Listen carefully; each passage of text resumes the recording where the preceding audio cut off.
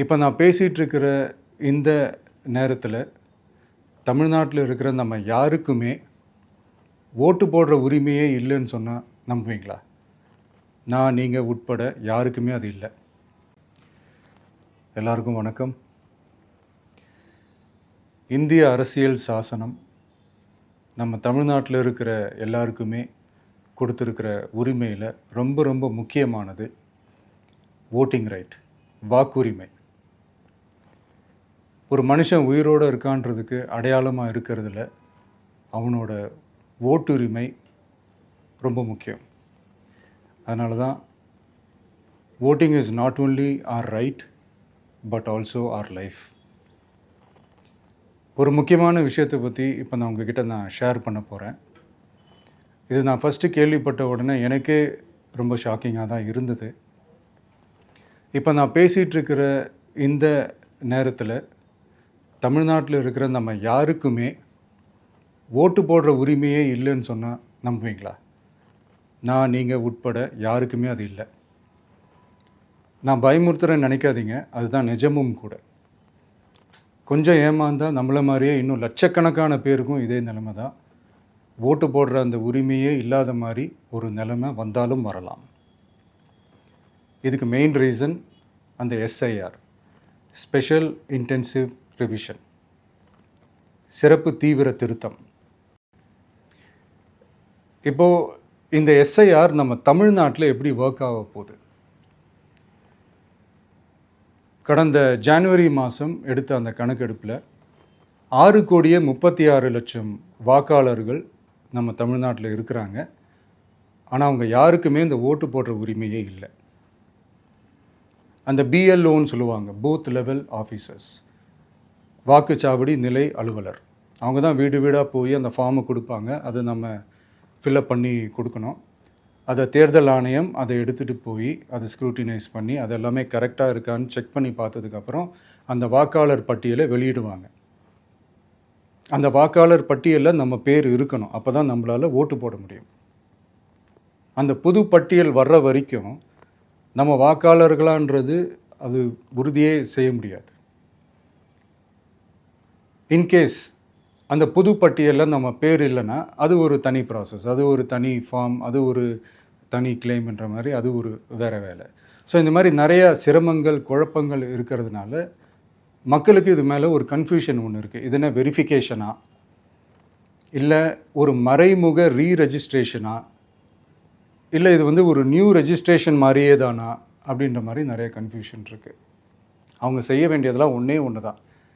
இந்த மாதிரி வீடு வீடாக போய் அந்த என்யூமரேஷன் ஃபார்ம் நம்ம ஃபில்அப் பண்ணி கொடுக்கும்போது அதுக்கான அக்னாலேஜ்மெண்ட்டை அந்த பிஎல்ஓ அந்த ஆஃபீஸர்கிட்ட இருந்து நீங்கள் வாங்கிக்கணும். அது ரொம்ப ரொம்ப முக்கியம். இது நான் சொல்கிறது வாக்காளர் பட்டியலில் ஆல்ரெடி உங்கள் பேர் இருக்கிறவங்களுக்கு நான் சொல்கிறேன். இப்போ புது வாக்காளர்கள், ஃபஸ்ட் டைம் ஓட்டர்ஸ், அவங்களுக்கு ஃபார்ம் 6ன்னு ஒன்று இருக்குது. அதை நீங்கள் ஃபில்அப் பண்ணி நீங்கள் உங்கள் ஏரியாவில் இருக்கிற சம்மந்தப்பட்ட அந்த உங்கள் அலுவலகத்தில் நீங்கள் டைரெக்டாகவும் சப்மிட் பண்ணலாம், இல்லை நீங்கள் ஆன்லைன்லேயும் சப்மிட் பண்ணலாம். அப்படி ஆன்லைனில் நீங்கள் சப்மிட் பண்ணிங்கன்னா அதுக்கான ஸ்க்ரீன்ஷாட்டை எடுத்து வச்சுக்கோங்க. ஃபோனில் மெசேஜ் வரும், அதை சேவ் பண்ணி வச்சுக்கோங்க. அப்ராடில் இருக்கிறவங்க கூட அந்த எஸ்ஐஆர் ஃபார்மை டவுன்லோட் பண்ணி நீங்கள் அதை ஃபில்அப் பண்ணி சப்மிட் பண்ணலாம். அதுக்கான அக்னாலேஜ்மெண்ட்டை வாங்கி வச்சுக்கோங்க. ரொம்ப முக்கியமாக உங்களோட பிஎல்ஓ அந்த ஆஃபீஸர் யாருன்னு தெரிஞ்சு வச்சுக்கோங்க. இந்த தேர்தல் ஆணையம் அந்த வெப்சைட்டில் போனீங்கன்னா அந்த பர்டிகுலர் பிஎல்ஓ ஆஃபீஸரோட ஃபோன் நம்பர் கூட நீங்கள் எடுத்து வச்சுக்கலாம். இன்கேஸ் உங்களை யாரையும் ரீச் பண்ணலை இல்லை உங்களுக்கு அந்த ஃபார்ம் கிடைக்கல அப்படின்னா நீங்கள் அவரை காண்டாக்ட் பண்ணி அந்த ஃபார்மை வாங்கி நீங்கள் ஃபில்அப் பண்ணி நீங்கள் சப்மிட் பண்ணலாம். ரொம்ப முக்கியமாக அதுக்கான அக்னாலேஜ்மெண்ட்டை வாங்கி வச்சுக்கோங்க. இது எல்லாமே சரியாக செஞ்சாலும் இந்த எஸ்ஐஆர் மேலே சில டவுட்ஸ் இருக்குது. அது என்னென்னா, இந்த 6,36,00,000 வாக்காளர்களுக்கு ஒருத்தர் விடாமல் இந்த ஒரே மாதத்துக்குள்ளே எப்படி எல்லாருக்குமே அந்த ஃபார்ம் போய் ரீச் ஆகும்? ஒன்று. ரெண்டாவது, நீங்கள் வரும்போது வீட்டை பூட்டிட்டு வேலைக்கு போயிட்டு என்ன பண்ணுறது? இப்போ நீங்கள் வருவீங்கன்றதுக்காக வேலையெல்லாம் விட்டுட்டு வீட்டுக்குள்ளேயே உட்காந்துட்ருக்கணுமா? ஸோ இதில் மெயினாக பாதிக்கப்பட போகிறது உழைக்கிற மக்கள், ஏழைகள், வேலைக்கு போகிற பெண்கள். இவங்களுக்கு யார் கரெக்டான அந்த பதில் சொல்ல போகிறது? ஒரு நியாயமான எஸ்ஐஆர்னால் என்ன நடக்கணும்? இப்போது இறந்து போனவங்கள மார்க் பண்ணி அதுலேருந்து delete பண்ணணும். இப்போ போலி வாக்காளர்கள் இருந்தாங்கன்னா அவங்கள மார்க் பண்ணி delete பண்ணணும். இப்போ ஆல்ரெடி ஓட்டு இருக்கிறவங்களுக்கு எதுக்கு இந்த ரெஜிஸ்ட்ரேஷன் என்ற பேரில் இவ்வளவு குழப்பங்கள் அப்படின்றது தான் இங்கே கேள்வி. இப்போ புதுசாக வர வாக்காளர்களையோ இல்லை ஓட்டு இல்லாதவங்களையோ சேர்த்தா பத்தாதா? இப்போ ரீசெண்டாக நடந்த இப்போ எலெக்ஷன் 2021, 24 எப்படி எல்லாருமே ஓட்டு போட்டோம்? அதில் ஓட்டு போட்டவங்க கூட இப்போ புதுசாக ரெஜிஸ்டர் பண்ணணும்னா அது ஏன் அந்த கன்ஃபியூஷன் அப்படின்றதான் நாங்கள் கேட்குறோம். அதனால தான் நாங்கள் எஸ்ஐஆரை எதிர்க்கிறோம். இப்போ புதுசாக சில கம்ப்ளைண்ட்ஸ்லாம் வர ஆரம்பிக்குது. அது என்னென்னா முக்கியமாக நம்மளுடைய டிவிகே தோழர்களுக்கு அந்த ஃபார்ம் கிடைக்க மாட்டேங்குது, கொடுக்க மாட்டேன்றாங்க அப்படின்ற சில கம்ப்ளைண்ட்ஸ்.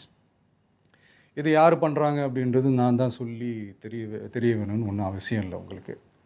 இப்போ இருக்கிற ஆட்சியாளர்கள் அவங்களுக்கு கைப்பாவையாக இருக்கக்கூடிய சில பேர் வந்து இதை செய்ய ஸ்டார்ட் பண்ணியிருக்கிறாங்க.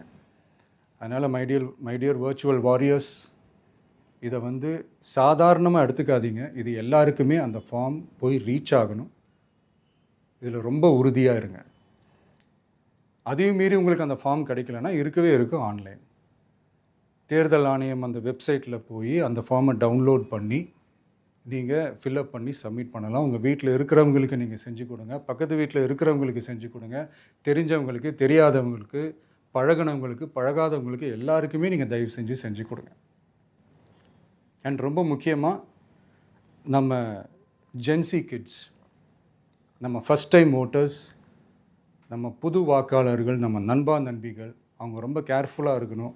நான் ஆல்ரெடி சொன்ன மாதிரி உங்களுக்கான ஃபார்ம், அந்த ஃபார்ம் நம்பர் 6, அதை கரெக்டான டீட்டெயில்ஸோட கரெக்டான உங்கள் டாக்குமெண்ட்ஸை வச்சு அதை சப்மிட் பண்ணுங்கள்.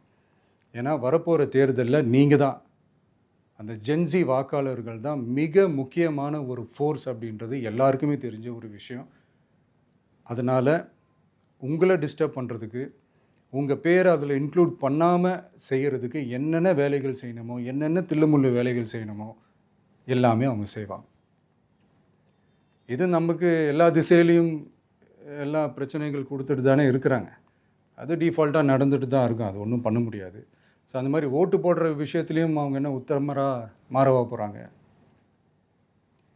இப்போ நான் சில மீட்டிங்ஸ்லலாம் ரிப்பீட்டடாக ஒரு விஷயம் நான் சொல்கிறேன்ல, 2 பேருக்கு நடுவில் தான் போட்டி அப்படின்ட்டு. அது மேடைக்கு மேடை அவங்க அதை ப்ரூவ் பண்ணிகிட்ருக்குறாங்க. அதனால் தோழர்களே, வரப்போகிற தேர்தலில் நம்ம யாருன்னு காட்டணும், நம்ம பலம் என்னன்னு காட்டணும். அதுக்காக அந்த பலமான, அந்த பவர்ஃபுல்லான ஆயுதத்தை நம்ம கையில் எடுக்கணும். அந்த ஆயுதம் வேறு எதுவுமே இல்லை, ஓட்டு, வாக்கு, ஜனநாயகம். அது இருந்தால் தான் நம்ம அந்த வெற்றியை நோக்கியே நம்மளால் பயணிக்க முடியும். தமிழ்நாடே அந்த வாக்குச்சாவடி முன்னாடி திரண்டு நிற்கணும். அதை பார்த்துட்டு தமிழ்நாடே தமிழக வெற்றி கழகமா, இல்லை தமிழக வெற்றி கழகம் தான் தமிழ்நாடா அப்படின்ற மாதிரி இருக்கணும். வீடுன்னு ஒன்று இருந்தால் தான் ஓடு மாற்ற முடியும்னு அறிஞர் அண்ணா அவர்கள் சொல்லியிருக்கிறாங்க. அந்த மாதிரி ஓட்டுன்னு ஒன்று இருந்தால் தான் இந்த நாட்டையே காப்பாற்ற முடியும். அப்புறம் இன்னொரு முக்கியமான விஷயம், அந்த எனிமரேஷன் ஃபார்ம் நீங்கள் ஆன்லைனில் நீங்கள் ஃபில்அப் பண்ணும்போது அதில் ஒரு சில ப்ராப்ளம்ஸ் வர்றதுக்கு வாய்ப்பு இருக்குது. அது உங்களுடைய ஓட்டர் ஐடியில் இருக்கிற உங்கள் பேரும், ஆதார் கார்டில் இருக்கிற பேரும், அந்த ஸ்பெல்லிங், இனிஷியல்ஸ் எல்லாமே ஒரே மாதிரி இருந்தால் தான் அது அக்செப்ட் ஆகும். இல்லைன்னா அக்செப்ட் ஆகாது. அது கொஞ்சம் கேர்ஃபுல்லாக பண்ணுங்கள். அது கொஞ்சம் யூசர் ஃப்ரெண்ட்லியாக இருக்கலாமேன்னு கேட்டதுக்கு அதெல்லாம் முடியாது, அதுக்கெலாம் வாய்ப்பு இல்லை, அதுக்கெலாம் ஆளுங்க இல்லை, பண்ண முடியாதுன்னு ரிப்ளை பண்ணிட்டாங்க. ஸோ அதனால் மைடியர் டிவிகே தோழர்களே, மைடியர் ஜென்சி படை பலமே, உஷாராக இருங்க, கான்ஃபிடெண்ட்டாக இருங்க. நல்லதே நடக்கும். வெற்றி நிச்சயம். மீண்டும் சந்திக்கும் வரை நன்றி, வணக்கம்.